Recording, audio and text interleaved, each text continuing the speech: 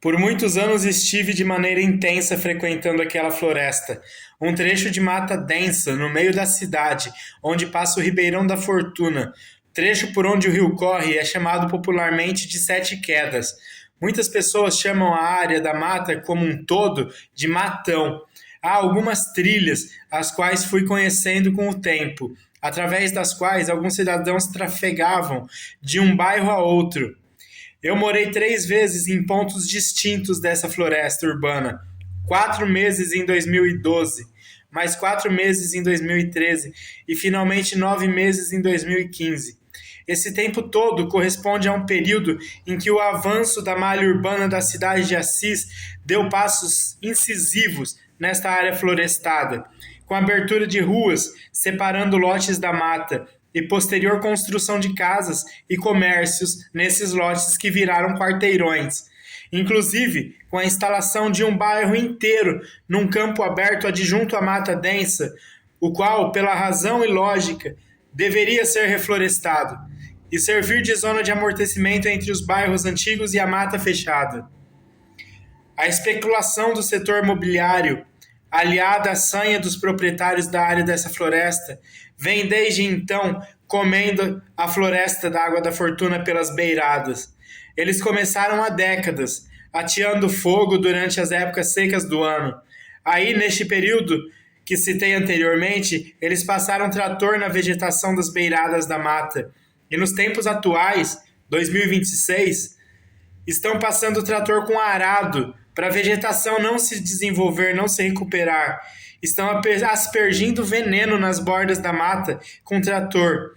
É todo um processo paulatino e gradual de destruição da floresta para as empresas imobiliárias e construtoras lucrarem. E essa é a relação dos empresários capitalistas, os digníssimos cidadãos de bem e homens de bem dessa cidade com a floresta sagrada.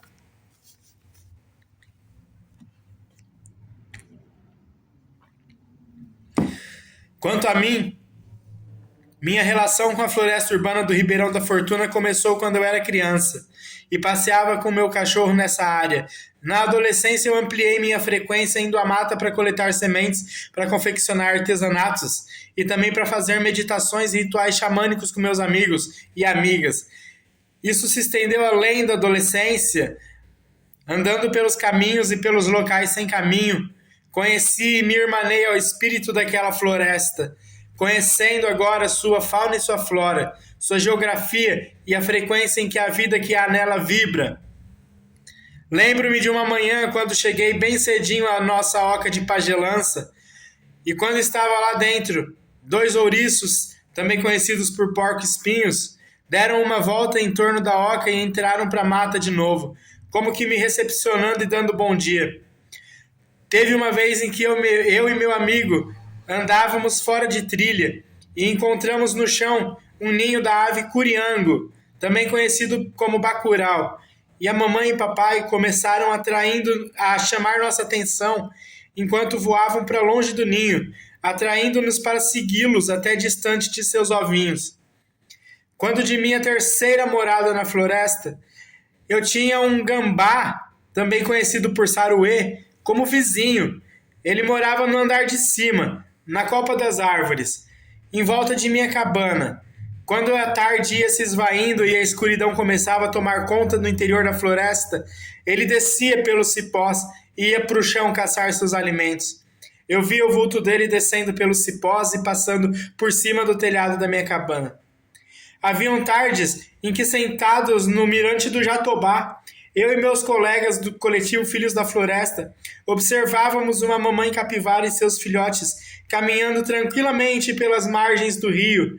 Em um dia em que eu estava em cima de uma árvore, lendo um livro, veio pousar num galho bem à minha frente uma ave tincoã, também conhecida por alma de gato, uma ave rara de ser avistada, que plana suave pelos galhos da mata e que tem um ar místico, uma longa cauda e olhos bem vermelhinhos. Ele emprestou-me atenção por uns momentos e então voou para seu caminho. Certa vez, quando eu andava por uma trilha durante a noite, avistei um casal de tatus-galinha à beira da trilha, fazendo um buraco no chão. Desliguei a lanterna e me afastei para não assustá-los. Também de noite, certa vez em que eu estava sentado numa clareira pitando a luz de uma vela, eu vejo passar ao meu lado uma cobra coral. Ela seguiu seu caminho. Em um fim de tarde na minha cabana em 2012, ouvi um barulho lá fora e saí.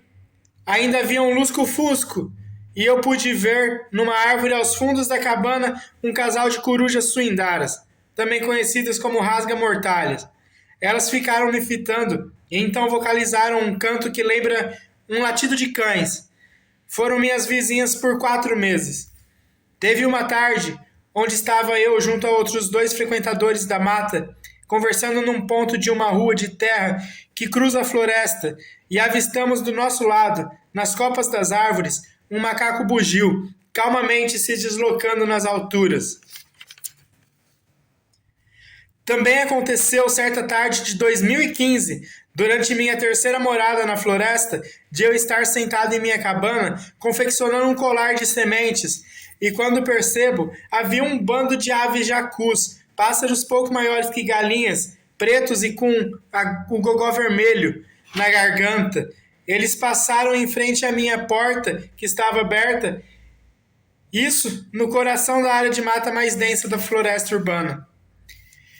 E para finalizar esses relatos de avistamento de fauna, houve uma tarde em que eu estava regando umas mudas de árvores numa área aberta ao longo da rua de terra Santa Cecília, quando veio de dentro da mata um macaco prego. Ele desceu das árvores, andou até mim, segurou na garrafa PET com a qual eu regava as mudas, bebeu a água e calmamente voltou para a árvore e entrou na mata, desaparecendo na densa vegetação. A importância de eu contar para vocês um pouquinho da vida que existe e resiste neste resquício de floresta e que eu pude conhecer intimamente, bem de perto, e te dar informações suficientes para que você que me lê ou me ouve esteja ciente de que há uma floresta em nossa cidade, aqui em Assis, São Paulo, a Floresta Urbana da Água da Fortuna. Com a vida abundante em relação ao tamanho da área e tendo em vista que sua localização está dentro do perímetro urbano do município. É uma área pequena, mas é uma floresta. E eu espero ter te fazido entender que há vida lá dentro e que todos nós, assisenses, temos o dever de preservar e cuidar. Não importa se existem proprietários ou se é uma parcela pública da área. Essa mata em seu conjunto, como um todo, é uma riqueza nossa. E não só por isso, mas por todas as vidas que há nela, ela precisa ser mantida de pé, viva e protegida. Então, quando os abutres destilarem seu veneno contra as matas, tentando argumentar que já não passam de um matagal, sem sentido, por já estarem cercados por concreto e asfalto, estejamos falando da Floresta da Fortuna ou de qualquer outra. Nós lembremos que o que devemos fazer é parar de destruir as matas. A cidade tem que respeitar os limites, porque ali dentro dessas matas urbanas, vivas e preservadas, há uma fortuna que, ao invés de ser nocauteada pelas construtoras e imobiliárias, devem ser recuperadas, preservadas, conhecidas e cuidadas por todos nós. Filhos da Floresta, Florestania.